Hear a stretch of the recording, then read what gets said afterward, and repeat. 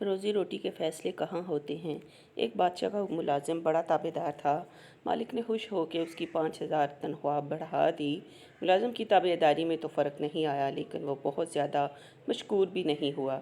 بادشاہ کو بڑا غصہ آیا کہ میں نے اس کی تنخواہ بڑھائی، لیکن یہ ہے کہ اچھے سے شکریہ بھی ادا نہیں کیا۔ اس نے اگلے ماہ تنخواہ 5,000 کم کر دی۔ ملازم کی تابعداری اب بھی وہی رہی، کوئی شکوہ شکایت نہیں کیا گیا۔ مالک نے اسے بلوا بھیجا اور کہا، بڑے عجیب انسان ہو، میں نے تمہاری 5,000 تنخواہ بڑھائی، پھر کم کر دی، تم جوں کہ توں رہے، یہ سب کیا ہے؟ ملازم بولا، اوہ، تو آپ نے خود کو رازق سمجھ لیا تھا۔ میرے ہاں بیٹا پیدا ہوا تو اسے اگلے دن آپ نے تنخواہ 5,000 بڑھا دی۔ میں سمجھ گیا جس خالق نے بچہ دیا ہے اس نے رزق کا انتظام بھی ساتھ ہی کر دیا ہے، سو اس کا شکریہ بھی ادا کیا۔ مگر پھر جس دن آپ نے تنخواہ کم کر دی، اسی دن میری والدہ وفات پا گئیں۔